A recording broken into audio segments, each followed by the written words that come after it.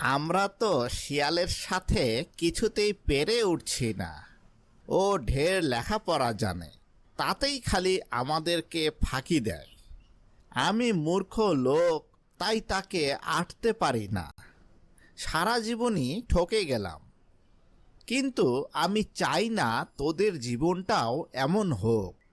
তাই আমি অনেক চিন্তা ভাবনা করে ঠিক করেছি, তোদের 7জনকে শিয়াল পণ্ডিতের পাঠশালায় পড়ালেখা করতে দিয়ে আসব।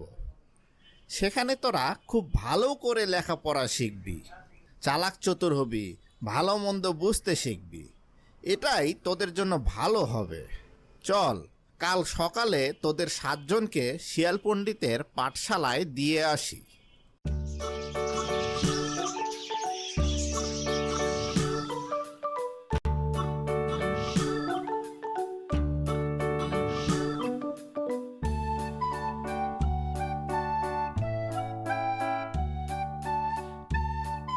শিয়াল পণ্ডিত, শিয়াল পণ্ডিত, বাড়ি আসো।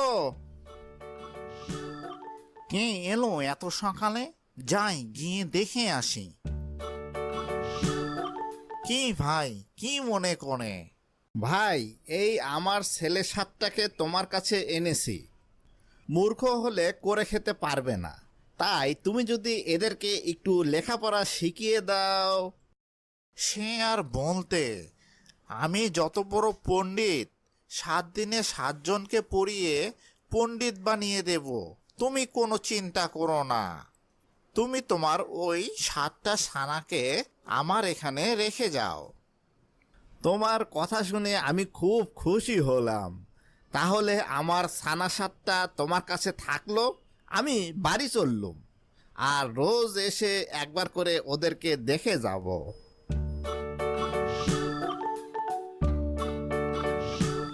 আজকে আমি একজনকে পড়াবো। দেখি একজন আমার সাথে আসো।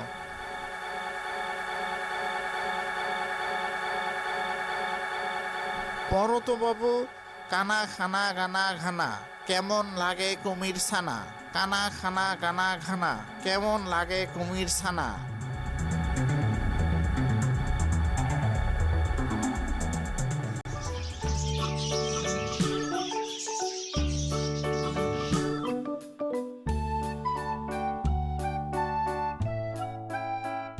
শিয়াল পণ্ডিত, শিয়াল পণ্ডিত, বাড়ি আসো।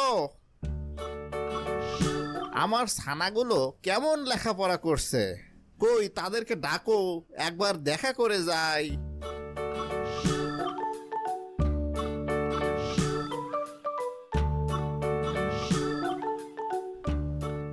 এই এক,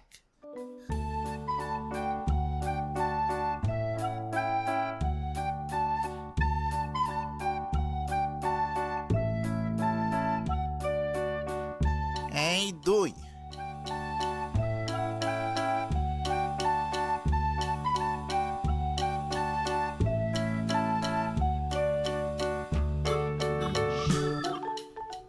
এই 3,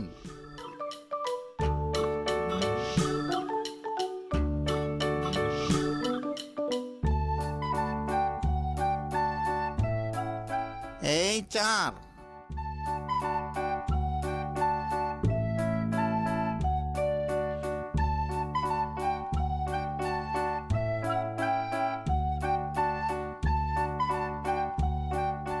এই 5,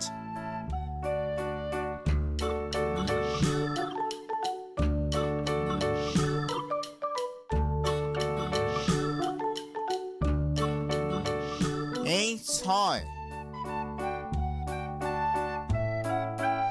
6টা তো দেখালে, আর একটা কোথায় পাবে? আরে ধুরো, এদের শেষটাকে আবার নিয়ে গিয়ে দেখাবো। বোকা কুমির বুঝতেই পারবে না।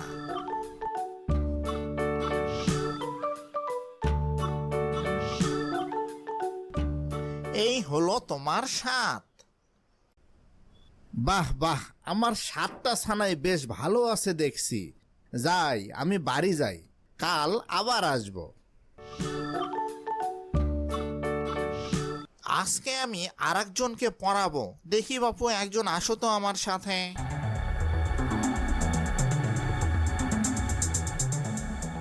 করো তো বাপু, কানা খানা গানা ঘানা কেমন লাগে কুমির ছানা, কানা খানা গানা ঘানা কেমন লাগে কুমির ছানা।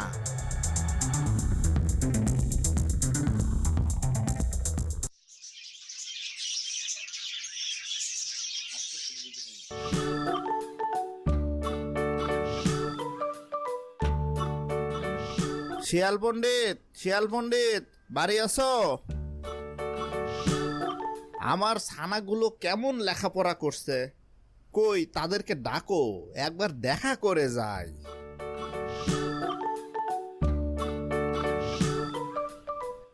এই এক,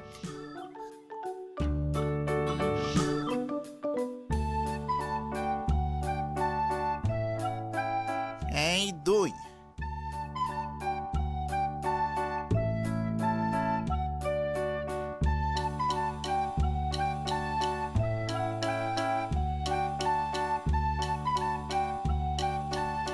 এই তিন,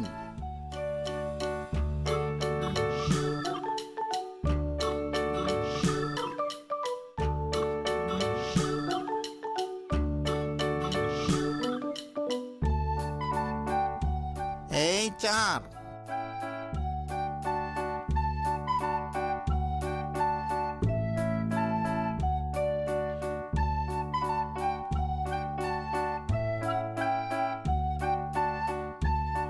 এই পাঁচ,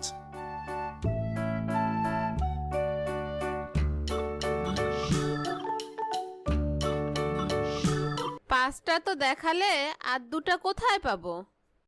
আরে ধুরো, এদের শেষটাকে আর দুইবার নিয়ে গিয়ে দেখাবো, বোকা কুমির বুঝতেই পারবে না।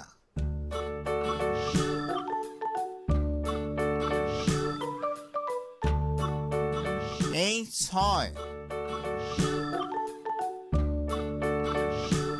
আর এই হলো তোমার সাত। বাহ বাহ, আমার সাতটা ছানাই বেশ ভালো আছে দেখছি। যাই, আমি বাড়ি যাই, কাল আবার আসবো।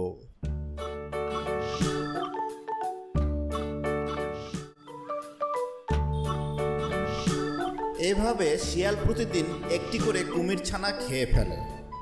খেতে খেতে যখন মাত্র একটি অবশিষ্ট থাকলো, সেটিকে সে 7 বার নিয়ে গিয়ে কুমিরকে দেখালো। এই হলো তোমার 7। বাহ বাহ, আমার 7টা ছানাই বেশ ভালো আছে দেখছি। যাই, আমি বাড়ি যাই, কাল আবার আসবো।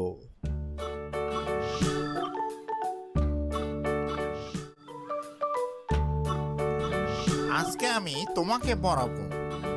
পড়ো তো বাপু, কানা খানা গানা ঘানা কেমন লাগে কুমির ছানা, কানা খানা গানা ঘানা কেমন লাগে কুমির ছানা।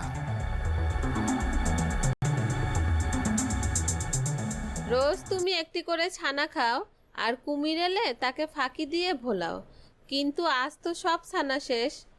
এখন উপায়? কুমির এলে দেখাবে কি? ছানা না দেখতে পেলে তো অমনি আমাদের ধরে খাবে। আমাদের পেলে তো ধরে খাবে। নদীর ওপারের বনটা খুব সুন্দর, চলো আমরা ওইখানেই যাই, তাহলে কুমির আর আমাদের খুঁজে বের করতে পারবে না।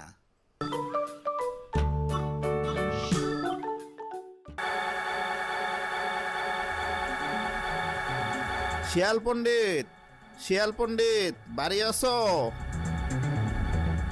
শিয়াল পণ্ডিত, ও শিয়াল পণ্ডিত, কি ব্যাপার, কেউ কথার কোনো উত্তর দিচ্ছে না কেন? যাই, গর্তের ভিতরে গিয়ে দেখে আসি।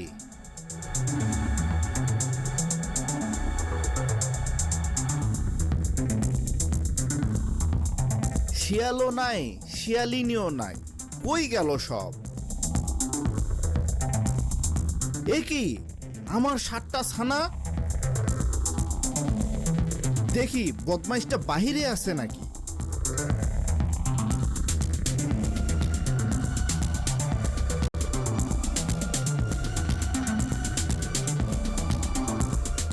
ওই যে ওই যে শিয়াল আর শিয়ালিনী সাঁতরে নদী পার হচ্ছে। জলের নিচে ছুটতে কুমিরের মতো আর কেউ পারে না।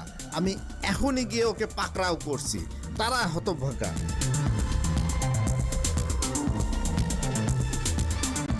শিয়ালিনী শিয়ালিনী, আমার লাঠি গাছা ধরে কে যেন টানাটানি করছে। লাঠিটা মনে হচ্ছে নিয়েই যায়। তাই তো পা ধরতে গিয়ে লাঠি ধরে ফেলেছি। শিগগিরই লাঠি ছেড়ে পা ধরি।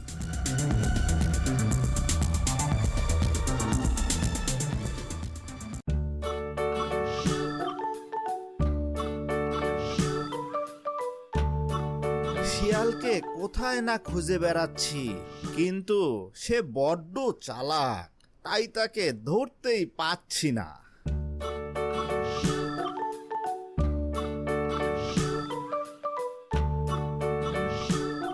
যাক, অবশেষে ওই হতচ্ছাড়াদের পাওয়া গেল, কিন্তু আমাকে দেখলেই তো ওরা দৌড়ে পালাবে।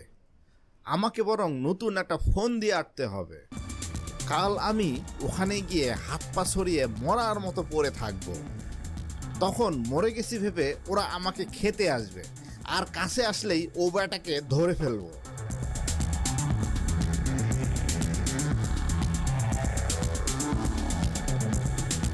মরে গেছে, চল খাই গে।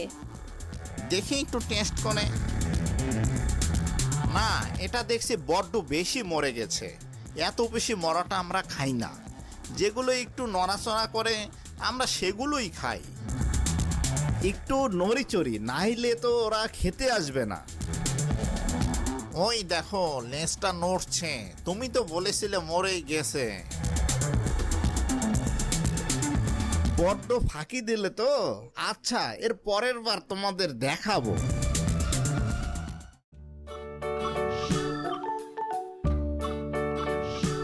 শিয়াল রোজ রোজ এখানে জল খেতে আসে।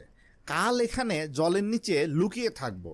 জল খেতে আসলে ও বেটাকে ধরে ফেলবো।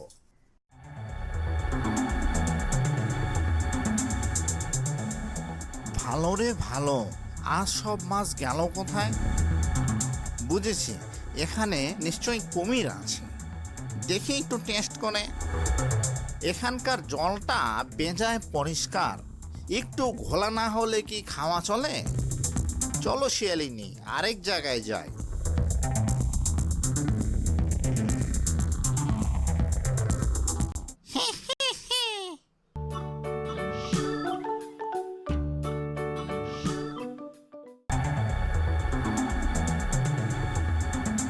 আগের বার পানির নিচে ছিলাম তো টের পেয়ে গিয়েছিল।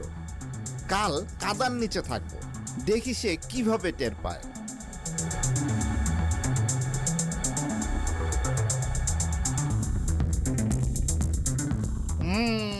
মনে হচ্ছে ওখানে কুমির আছে। দেখি একটু টেস্ট করে। ওখানে কাঁকড়া নেই, থাকলে দু একটা ভাসতো।